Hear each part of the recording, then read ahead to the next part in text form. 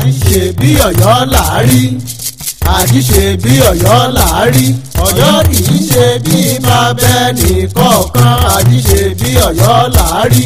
àjíṣe bí Ọ̀yọ́ làárí Ọ̀yọ́ ò ní ṣe bí bàbá ẹnìkọ̀ọ̀kan ìpínlẹ̀ Ọ̀yọ́ la wà bẹ́ẹ̀ lọ.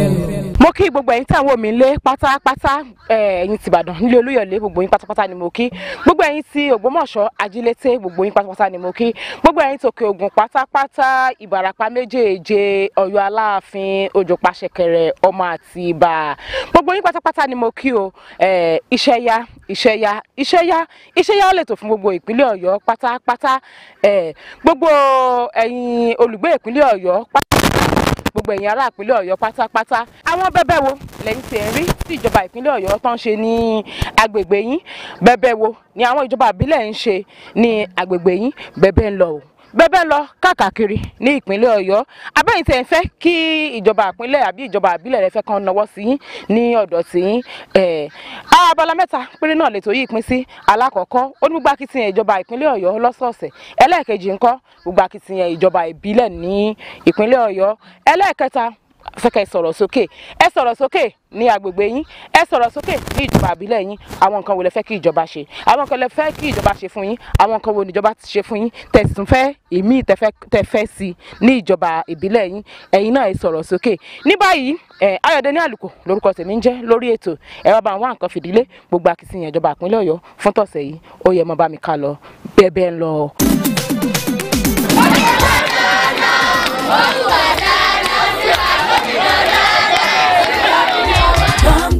Jìgìjìgì wọ́rọ́wọ́rọ́ àgbà òfìfo lọ́dún wọ́rọ́wọ́rọ́ bẹ́ẹ̀ni àgbà tó lómi nínú kì máa ń fọ̀hún jẹ́jẹ́ lọ́mọ Ọ̀yọ́ ń lọ ariwo kọ́ ọgbàdì òṣìlẹ̀kùn àfẹ́ni tó ní kọ́kọ́rọ́ lọ́wọ́ Ṣèyí Mákindé ló ní kọ́kọ́rọ́ àṣeyọrí nípínlẹ̀ Ọ̀yọ́ wa.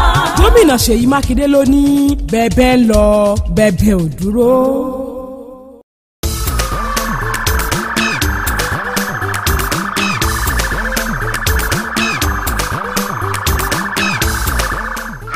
Tell you that there are people among us that do not want Amotekun to succeed, and they will use lies and disinformation to push their agenda. We must realize where we're coming from and think about where we really want to be. Community policing is the way forward, and we have to make it work. lẹ́yìn ìgbà táwọn àkàndá ẹ̀dá sọ̀rọ̀ sókè tí wọ́n sì mẹ́jọ tọ̀ gómìnà Ṣèyí Mákindé lọ báwọn alákòóso ètò ìgbanisíṣẹ́ àwọn olùkọ́ nípìnlẹ̀ Ọ̀yọ́ TESCOM ń gbé nǹkan gbẹ̀yìn àwọn lọ wọn ò sì forúkọ ọ̀pọ̀lọpọ̀ àwọn àkàndá ẹ̀dá tó kójú òṣùwọ̀n sínú ìwé ìgbanisíṣẹ́ wọn. àjọ tó ń ṣètò ìgbanisíṣẹ́ àwọn olùkọ́ni nípìnlẹ̀ Ọ̀yọ́ TESCOM ti wá gùn lé ìgbésẹ̀ pínpín ìwé ìgbanisíṣẹ́ lójú gbangba fáwọn àádọ́jọ àkàndá ẹ̀dá gẹ́gẹ́ bí olùkọ́ àtàdọ́ta míì fáwọn tí kìí ṣe olùkọ́. nígbà tó ń sọ̀rọ̀ alága àjọ TESCOM ajínrere Akínadé Àlàmú ṣàlàyé pé gbangba làṣántà làwọn fi ètò ìgbanisíṣẹ́ ọ̀hún ṣe láti bẹ̀rẹ̀ pẹ̀pẹ̀ ṣùgbọ́n àwọn ní láti ṣe lójú táyé káwọn tó ń ṣiyèméjì lè bá rí pé àwọn ń kó àkóyawọ́ rẹ̀. olùrànlọ́wọ́ pàtàkì sí gómìnà Ṣèyí Mákindé lórí ètò ìṣàkóso ẹni ọ̀wọ̀ Ìdòwú Ògèdèǹgbé àti olùdámọ̀ràn pàtàkì fún gómìnà lórí ọ̀rọ̀ àwọn àkàndá ẹ̀dá amòfin Ayọ̀délé Àkànbí ní tí wọ́n sọ pé ètò ń lọ lọ́wọ́ láti pèsè irinṣẹ́ àwọn olùkọ́ àtàwọn ohun amáyérọrùn fáwọn tíṣẹ́ ti bọ́ sí lọ́wọ́. ọ̀pọ̀lọpọ̀ àwọn àkàndá ẹ̀dá tó tẹ́wọ́ gba ìwé ìgbanisíṣẹ́ ọ̀hún dúpẹ́ gidigidi lọ́wọ́ gómìnà Ṣèyí Mákindé àti ìṣàkóso rẹ̀ fún àkóyawọ́ ètò ìṣèjọba àti títẹ́sí sí igbe àwọn aráàlú. There had been some complaints, some misgivings, and we decided to give out the letters to people living with disabilities in open space, in the presence of the pressmen, in the presence of all the people living with disabilities, so that everybody will know that we have nothing to hide. If there is complaint by any group of the disabled people as to the appointment of anybody, we will be giving out letters publicly here. If there is any complaint against anybody, we will all jointly withhold giving out letters to such people, and we, the TESCOM office and members of the disabled people, will sit down together and look at their objections and their petitions, and we will address it. So this is why we don't want to do anything in camera. We don't want to do anything secretly. We want to do it publicly. We know that as human beings that there might be one mistake or the other. We are not saying we are perfect all through the exercise, but we did everything with the fear of God, and we know these people have disabilities. They are not as able as we are. So it will be bẹ́ẹ̀ lọ. ẹ káàbọ̀ padà sórí ètò gbogbo ẹ̀yin tẹ́ ń wò mí lé pátápátá ní báyìí ọ̀yá ẹ máa bá mi ká lọ gbogbo àwọn ìjọba ìbílẹ̀ tí ikọ̀ Iṣẹ́yá ṣe àbọ̀wọ̀ sí ní ọ̀sẹ̀ yìí ẹ bá wọn nǹkan fìdílé ẹ máa bá mi ká lọ bẹ́ẹ̀ lọ Iṣẹ́yá.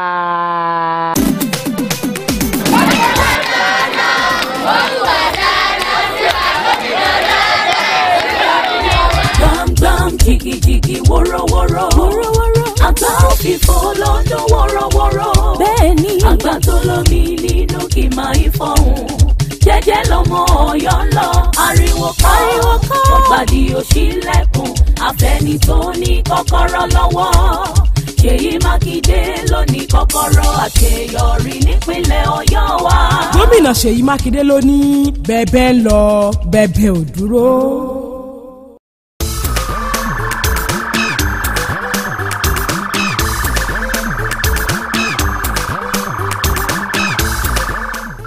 Tell you that there are people among us that do not want Amotekun to succeed, and they will use lies and disinformation to push their agenda. We must realize where we're coming from and think about where we really want to be. Community policing is the way forward, and we have to make it work. Orúkọ mi ni Abdulfatah Okunlola Ọbábí, alága ìjọba ìdàgbàsókè sí South West níbí. Lórí ọ̀rọ̀ security níbí, Ọlọ́run ọba ti ń ṣàánú tiwa torí pé àwọn Àmọ̀tẹ́kùn tí wọ́n ti dá sílẹ̀ wọ́n ń gbìyànjú, wọ́n ń wọ gbogbo inú oko, wọ́n ń kọ́ṣán gbogbo wàhálà tí orí kó máa ṣẹlẹ̀. A sì dẹ̀ dúpẹ́ lọ́wọ́ ìjọba wa Ṣèyí Mákindé, ìjọba gidi ni o. Ó ń gbìyànjú, Ọlọ́run kan máa ń relent lórí ìgbìyànjú wọn kó túbọ̀ máa bá àmúra mójútó. Ọlọ́run á gbàdúrà wa. Kò sí wàhálà kankan lọ́dọ̀ wa ń bí báyìí. Ọlọ́run dẹ̀ ní járí wàhálà. Bẹ́ẹ̀ lọ. Orúkọ mi ni Ibrahim Sulaiman Akínkúnmi. Mo jẹ́ alága fún sọ́ọ̀bù ìjọba ìbílẹ̀ Àtìbà ní Ọ̀yọ́. Ètò ààbò níjọba ìbílẹ̀ wa ò kọjá àfaradà. Àti ní nǹkan kan débi pé a fi sọ pé a fẹ́ lọ sí ìjọba ìpínlẹ̀ láti lọ fẹjọ́ sùn. Gbogbo ètò ń lọ dáadáa. À ń ṣe ìpàdé lóòrèkóòrè pẹ̀lú àwọn Fúlàní darandaran àti àwọn àgbẹ̀. Ibẹ̀ láti máa ń sọ gbogbo ọ̀rọ̀ tó bá jẹ́ mọ́ ẹ̀dùn ọkàn kálukú, tí a sì máa ń sáré ṣègbésẹ̀ lórí tó bá fẹ́ fa ìkùnsínú. Ìmọ̀ràn mi náà ni pé ààbò ara ẹni náà ni ààbò ìlú. Gbogbo àwọn ọ̀ṣọ́ aláàbò tabari kányàn tí aráàlú ò bá fún wọn ní níta ń pè ní information lórí bó ṣe ń lọ ládùúgbò wọn, kò sí tí èso aláàbò òṣìṣẹ́ lé lórí. Dákun gbogbo tí ó bá rí kó máa ṣẹlẹ̀ ládùúgbò wa, ẹ já ètè máa pe àwọn agbófinró. Àwọn ọlọ́pàá wà ń bẹ̀. A dẹ̀ dúpẹ́ lọ́wọ́ gómìnà látìgbà tí Àmọ̀tẹ́kùn ti wà, nǹkan tó ti lọ síwájú sí dáadáa torí pé àwọn Àmọ̀tẹ́kùn ọ̀dọ́ ti wà gbogbo inú oko ni wọ́n máa ń dé, tẹ́sí máa ń ṣàlàyé fún wọn, wọ́n máa ń jẹ́ kí nǹkan kan bá ti ṣẹlẹ̀ láàrin àgbẹ̀ àtàwọn Fúlàní darandaran lójú ẹsẹ̀ ni wọ́n máa ń ṣètò ẹ̀, ní wọ́n máa ń yanjú ẹ̀. Ètò ààbò wa ó wà lọ́wọ́ gbogbo wa, ó wà lọ́wọ́ èmi, ó wà lọ́wọ́ yín. Ó sọ pé tí gbogbo nǹkan bá ti ṣẹlẹ̀ ládùúgbò yín, ẹ sọ̀rọ̀ síta, ẹ jẹ́ kí àwọn agbófinró àti àwọn aláṣẹ inú ìlú yẹn ẹ já ètè mọ gbọ́n tí bá ń ṣẹlẹ̀ ká lè bá ètè mọ ṣègbésẹ̀ lórí ẹ̀. Gbogbo ìgbèríko lọ́dọ̀ wa agbára lọ́wọ́ Ọlọ́run lásìkò yìí ní ntànpé ní crisis kankan, kò sí wàhálà kankan. Ọlọ́run ní kí gbogbo ọmọ lọ nírọ̀wọ́rọ̀sẹ̀ níjọba ìbílẹ̀ Àtìbà. Bẹ́ẹ̀ lọ. Orúkọ mi ni Ọ̀gbẹ́ni Alákà Yunusa Adéyẹmí tí mo jẹ́ alága Ọ̀yọ́ South East SCDA Àpárá.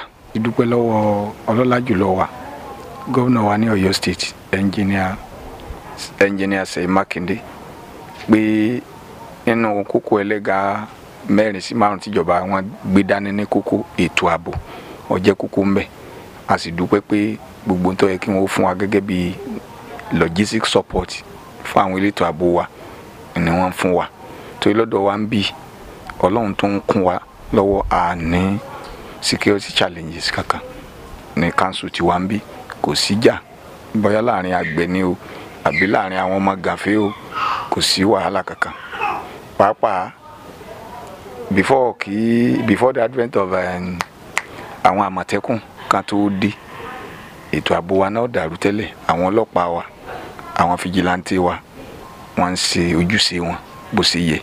Àwa náà dé ń bá wọn ṣèpàdé lóòrèkóòrè tí àjọ mọ ibi tí nǹkan bá ń dé dúró. Ìyẹn ni a fi ń dúpẹ́ lọ́wọ́ gómìnà wa pé wọ́n ṣèrànlọ́wọ́ fún wa tó pọ̀ ní South East SCDA tí wọ́n ń bí, gbogbo jurisdiction wa ń bí, kò sí wàhálà kankan rárá. Ìbáṣepọ̀ wa dán mọ́ràn torí oṣooṣù ni àjọ ń jókòó. Gbogbo àwọn elétò ààbò pátá àtàwọn civil defence ni o, vigilante ni o, operation boss ni o, àwọn ọlọ́pàá gbà táwọn àmọ̀tẹ́kùn tún dé iná bẹ́ẹ̀. So ó jẹ́ kí tá a bá ti pera wa fún bàbá afurasí náà kan bá pọ́n afurasí nǹkan kan gan láì ti jẹ́ pé nǹkan ṣẹlẹ̀ á nìkan lọ síbẹ̀, wọ́n á dé dá wa lóhùn ọ lọ. At the end of the day kò ní sí wàhálà kankan bẹ́ẹ̀. Tó jẹ́ mẹ́tò ààbò pátá ọwọ́ gbogbo wa lọ́jọ́ wà. Gbogbo ará ilé, ará oko àti onílé àtàlejò, gbogbo àná lálejò mójútó ètò ààbò torí pé ibi tí ó bá sí ààbò kò sí lọ síwájú. So mo fi àkókò yìí rọ gbogbo àwọn èèyàn mi ní Ọ̀yọ́ South East bí wọ́n ṣe ń fọwọ́sowọ́pọ̀ pẹ̀lú wa tẹ́lẹ̀ tí ò fi sí dàrúdàpọ̀ tí ò sí wàhálà kankan, kí wọ́n jẹ́ ká tẹ̀síwájú káàkiri pàápàá Ọ̀yọ́ State. Bẹ́bẹ́ lọ. Orúkọ mi ni Òkèlẹ́yẹ Gbénga Joseph aka Babawo, alága ìjọba ìbílẹ̀ Àfijó. Mo fẹ́ fi yé yín pé ètò ààbò ní ìjọba ìbílẹ̀ Àfijó ó dúró déédéé, kò sí wàhálà kankan bí tí wù kọ́ mọ́. Ìdí ni pé à ń ṣe ìpàdé peace and security meeting lóòrèkóòrè. A mú àwọn gbogbo ẹ̀yà ló wà ń bẹ̀. Kódà àwọn Méjì Àlà, àwọn Fúlàní, a mú wọn síbẹ̀, àjọ ń ṣe ìpàdé yẹn ni. So kò jẹ́ kó sí gbẹ́mi sí omi òtó kankan, àlàáfíà ń jọba ní ìjọba ìbílẹ̀ Àfijó. Nígbà táwọn àmọ̀tẹ́kùn tó wá dé, ó jẹ́ kí gbogbo àwọn tí a rò wípé àwọn ọmọ ọ̀daràn, àwọn tọ́ọ̀gì, gbogbo yẹn wọ́n ti mú wọn. Tẹ́ bá wo náà gbà nísìn ẹ lè rí àmọ̀tẹ́kùn nìkan, wọ́n ti bọ́ sí gbòòrò, wọ́n ti bọ́ sí àwọn gbèríko láti lè mọ tọ́sẹ̀ pa bóyá àwọn kan mọ̀ ṣe wọ́n fẹ́ dá wàhálà lẹ̀. So nípa bẹ́ẹ̀ yẹn náà a rí i pé kò sí gbẹ́mi sí omi tó ẹ lè gbúrò ìjà kankan ní Àfijó local government tàbí wàhálà Fúlàní àti àwọn àbájínigbé, kò sí kankan ní ìjọba ìbílẹ̀ Àfijó wa. Nípa bẹ́ẹ̀ náà a kí ọlọ́lá jùlọ wa Engineer Olúwaṣèyí Mákindé fún ètò ààbò tí wọ́n mú lọ́kùnkúndùn lóòrèkóòrè. Gbogbo ìgbà tí a bá ti nílò ìrànlọ́wọ́ wọn ni wọ́n dúró tì wá. Mo wá ń fi àsìkò yìí sọ fún àwa aráàlú ní ìpínlẹ̀ Ọ̀yọ́ àti ní ìjọba ìbílẹ̀ Àfijó wípé tí a bá ti kẹ́fìn nǹkan kankan ká jẹ́ kí kó tó wa létí. Àwa ní àwa láàrin ìlú tá a ti súnmọ́ ẹ̀yin aráàlú. Ohun kí n tẹ́ bá ti gbọ́ nípa pé bóyá nǹkan kan fẹ́ ṣẹlẹ̀, ẹ jẹ́ kí etí wa kó tètè máa gbọ́. Bẹ́bẹ́ lọ. Kẹ́lání Abdullahi Ṣọlá lórúkọ mi, caretaker chairman Lágelú local government. A dúpẹ́ lọ́wọ́ Ọlọ́run fún oore ọ̀fẹ́ tí Ọlọ́run fún wa láti wà ní orí àga gẹ́gẹ́ bí alága ìjọba ìbílẹ̀ Lágelú. A sì dúpẹ́ ní ọwọ́ gómìnà wa ọlọ́lá jùlọ Engineer Abíọ́dún Olúṣèyí Mákindé fún oore ọ̀fẹ́ tán fún wa láti wá sin aráàlú. A dúpẹ́, Ọlọ́run máa dúró tàwọn náà lóde ní ṣubú wálẹ̀. Ní ọ̀rọ̀ tí a lè sọ nípa ètò ààbò ní ìjọba ìbílẹ̀ Lágelú, ìgbà tí a fi ọpẹ́ fún Ọlọ́run fún oore ọ̀fẹ́, ó yẹ ká kí gbogbo àwọn agbófinró tí Ọlọ́run lò fún wa tọ́lọ̀ ní ká máa rí nígbà tá a bá fẹ́ wọ́n rí torí pé àwọn àtàwa àtàwọn aráàlú òní àjọ ń fi ọwọ́ sowọ́pọ̀ tí ètò ààbò tó fi ń lọ bó ṣe kó máa lọ láìsí pákáleke kankan torí pé níjọba ìbílẹ̀ Lágelú kò tí ì sí àsìkò kan tí a sọ pé pákáleke kan ṣẹlẹ̀ níbì kankan a sì dúpẹ́ pé rírí wọn nígbà tí a bá ń fẹ́ wọn àti ìmọ̀ràn tán náà fún wa Ọlọ́run fi ní ká mọ̀ ní ìtẹ̀síwájú nípa ètò ààbò a sì ní láti kí àwọn baálẹ̀ wa tán jẹ́ olórí ìlú gbogbo ìgbà tí a bá ń pè wọ́n sípàdé iná máa ń jẹ́ wa wọn kì í sọ pé ọmọ kékeré ni wá àti ẹtọ́nà ẹ̀jìn àti ẹtọ́nà ẹ̀súnmọ́ gbogbo náà máa ń jẹ́ wa so a dúpẹ́ lọ́dọ̀ wọn pé wọ́n fi ọwọ́ sowọ́pọ̀ pẹ̀lú wa bí ètò ààbò bá ń dára ní ìpínlẹ̀ tó bá ń dára ní ìjọba ìbílẹ̀ gbogbo ẹ̀ náà ni yóò mọ̀ ran wọn lọ́wọ́ gbogbo àǹfààní tí gómìnà fún wa láti jẹ́ pé níta bá ń gbọ́ tipa wo bá ká níjọba ìbílẹ̀ ká jẹ́ kí etí àwọn ọmọ gbọ́ wọ́n fún wa ní àǹfààní yẹn lọ́pọ̀lọpọ̀ ẹlẹ́ẹ̀kejì ni pé àwọn aráàlú gan àwọn náà fẹ́ kí ètò ààbò kó gbópọn àwọn náà fi ọwọ́ sowọ́pọ̀ pẹ̀lú wa ní àsìkò yìí kò tí ì sí ìgbà tí a sọ pé a gbọ́ nǹkan tí a ní dìde sí dídìde wa náà sì ni kì í ṣe pé dídìde tí kò ní mú èso rẹ̀gìdì jáde ń bẹ̀ ni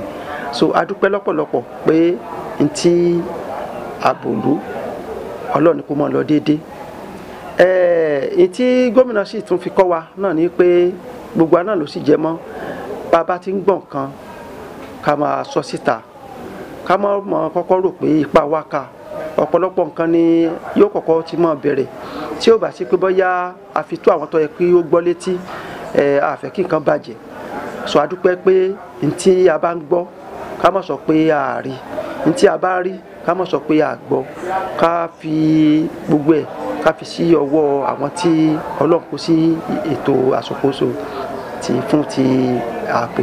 bẹ́ẹ̀ lọ.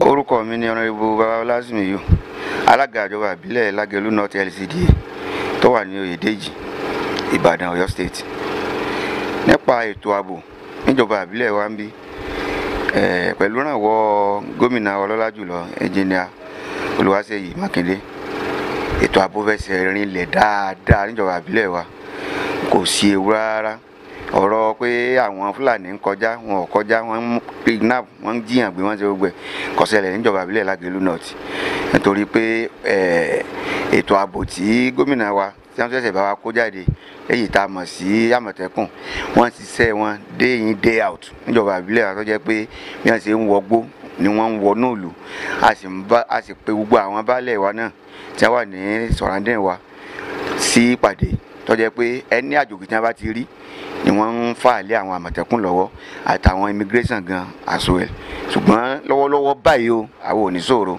challenges security kan níjọba ìbílẹ̀ Lágelú.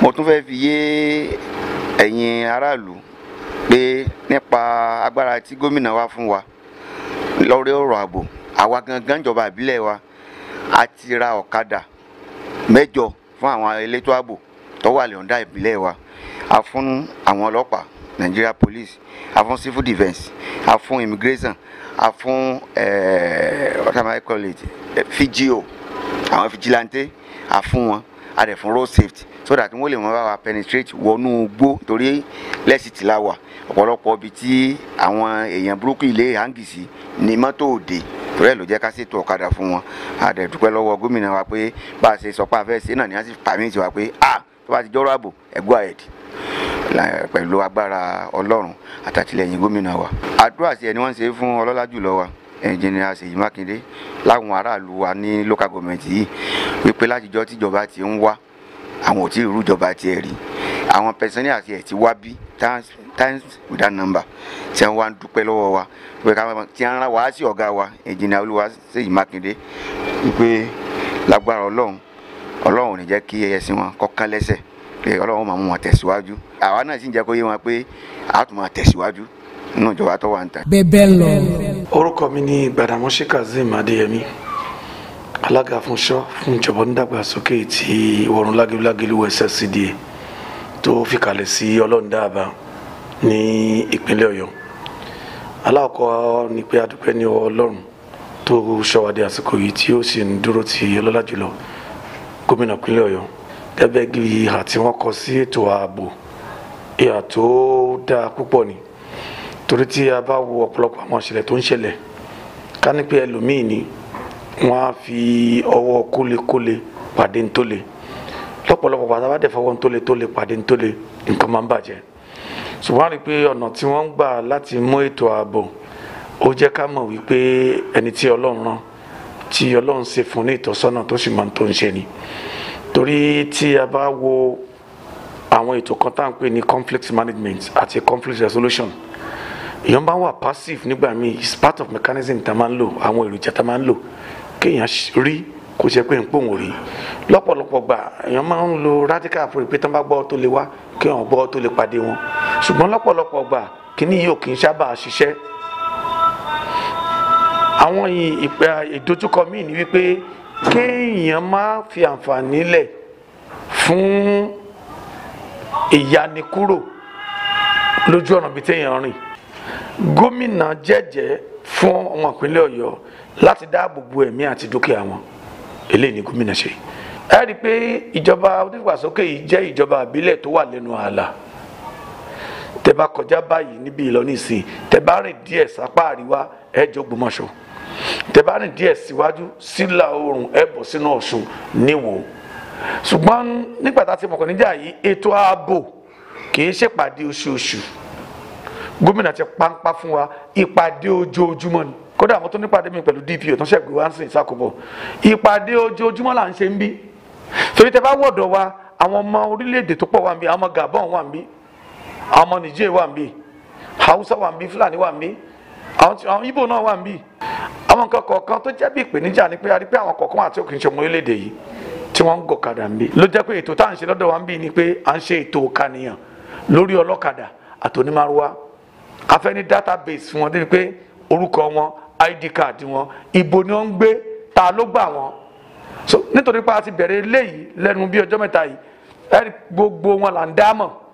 ẹnikẹ́ni tó bá rẹ́ nìkan tó fẹ́ ṣiṣẹ́ bí ó ń pẹ́ wọ́n mà ti gbọ́ ọkọ̀ mi lẹ̀, wọ́n sì gba fọ́tò mi lẹ̀, tó àìpé wọn ló ṣe ẹbí wọ́n tètè ń ta wá lólobó. ṣẹlẹ̀ jẹ́ kó jẹ́ pé ètò ààbò yìí níjọba àbílẹ̀ òǹkàlùkù mójútó. mo sọ lẹ́ẹ̀kan, kò ń ṣèpàdé oṣooṣù. ètò ààbò jẹ́ ní tí ó máa wá lójoojúmọ́.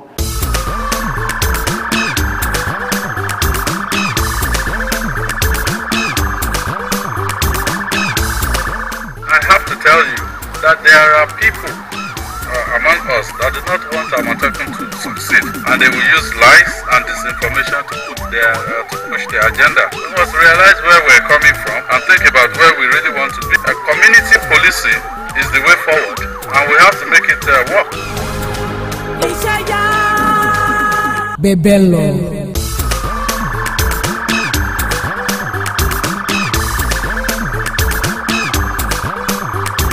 I have to tell you that there are people among us that do not want Amotekun to succeed, and they will use lies and disinformation to push their agenda. We must realize where we're coming from and think about where we really want to be. Community policing is the way forward, and we have to make it work. ẹ̀yin náà wá ti rí báyìí pé ètò ààbò nípínlẹ̀ Ọ̀yọ́ ó wà lọ́wọ́ èmi àti ẹ̀yin, lọ́wọ́ èmi àti ẹ̀yin náà ló wà o, gbogbo ètò ààbò wa ní ìpínlẹ̀ Ọ̀yọ́. ní báyìí ẹ bá àwọn nǹkan fìdílé. àkọ́kọ́ ni yóò fún gbogbo ẹ̀yin tẹ́ ń wò mí lé pátápátá láti sọ̀rọ̀ sókè. ẹ sọ̀rọ̀ sókè. àwọn nǹkan wo lẹ fẹ́ kí ìjọba àbílẹ̀ ṣe lágbègbè yín? àwọn nǹkan wo lẹ fẹ́ kí ìjọba ìpínlẹ̀ Ọ̀yọ́ ṣe? àwọn nǹkan wo náà tiẹ̀ ti ṣe? ó yẹ sọ̀rọ̀ sókè.